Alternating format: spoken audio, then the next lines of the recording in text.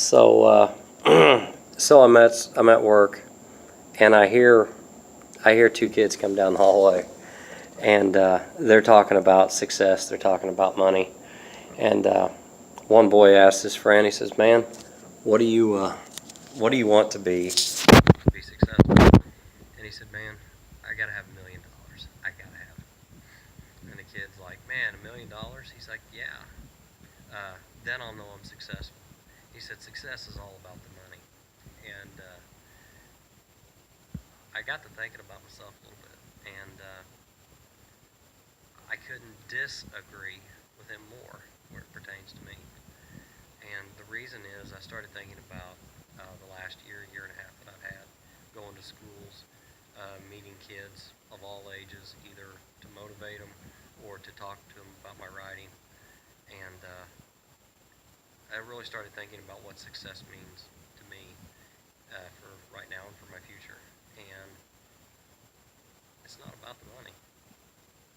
It's the feeling I get when I go into a classroom and I talk to first, second, third, fourth graders about my writing. I sit and I talk to them about my book Barney and Lexi Lost in Lawrenceville. And these kids get excited. That's what it's about. It's about completing my presentation and a third grade girl coming up to me with a big smile and saying, "Can I have a selfie with you?" And she don't even have a phone. It's about giving value to these kids. And the value for me is kids are told today, you got to grow up, get in school, so you can get an education, so you can get a job, so you can raise a family, have a home, and then die, right? That's what you're supposed to do. That ain't how it works, really. Society wants you to think that's how it works. You've got the right, like anybody else, to do what you want to do. You look at Michael Jordan, Oprah Winfrey, Warren Buffett, Ted Turner, Eric Thomas, Les Brown. You got just as much talent. And it's not about the money. At least for me, it's not. When I have kids stand in the hallway as I leave their class, my books in my satchel hanging over my shoulder, I'm waving goodbye, getting all the way down to the other end of the school to walk out the door, and I look back, and those kids are still there waving. That's my reward.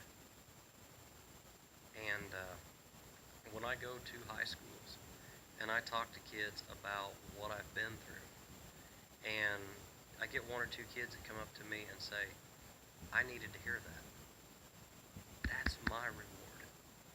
Now, granted, I want to be able to do this for my living. I appreciate my job where I'm at right now, but I don't want to do it for the rest of my life, and I'm not going to do it the rest of my life. Why? What do I want? I don't need $1 million like the other young man does. What's my personal goal? I'll tell you, $450,000 a year. I am almost 38 years old. I will have that by the time I'm 40. I guarantee it to myself. What else do I want? I want to go out to my garage, open the garage door, and see a 1967 Mustang sitting there next to my brand new four-wheel drive extended cab truck, next to my Land Rover, next to my fully restored 1979 Ford Fairmont my great-grandpa gave me. I don't need $1 million on top of that sitting in my bank account. Those things I will work for, and I will earn them. I'll go out on the deck of my house with a wraparound porch and welcome the morning that I'm blessed to be a part of. I don't need $1 million in the bank account to do that. Sitting here right now, I don't need $1 million. $450,000 for me. $450,000 for me. That's more than enough money to live off of. That is enough money I can travel. I can afford the cars and the home that I said I just wanted. I can afford my kids' college education. I have 3 sons. That's enough money every year. I can support my children. I can inspire them and give them a good support to develop their own lives. And that is still enough money left over to do charitable work that I want to do in my life. Horace Mann, a wonderful educator, once said, "It's a shame to die for anyone until they've given something of value back to humanity." 450,000. That's enough to do what I said I want to do, plus I can donate to an orphanage. I can donate to a church. One thing I want to do in my life is I want to help someone that's homeless. One person. Because I feel like that's what I'm being called to do. That's what God's telling me to do. So it's not all about the money. You know, as I sit here, I'm getting ready to get off my break here and head back to the work. You know, I'm a janitor.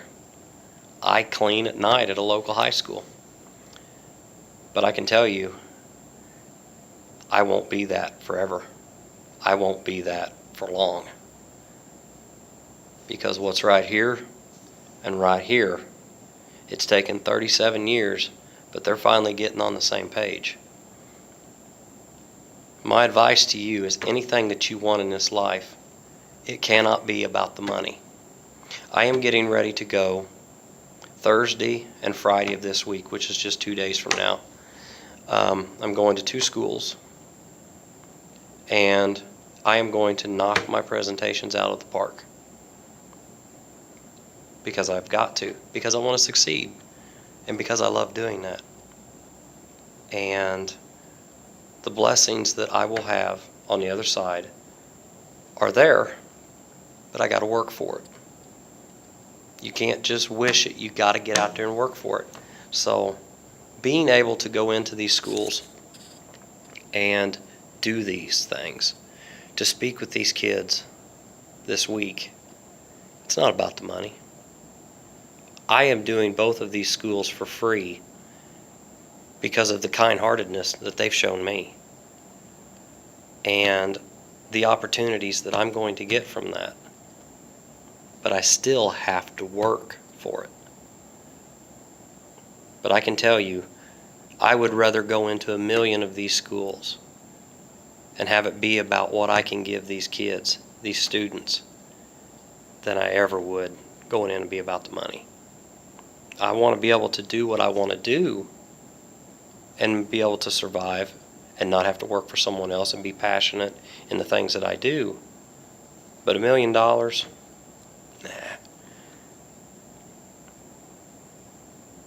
In life, you're not going to regret what you've done when you're dying.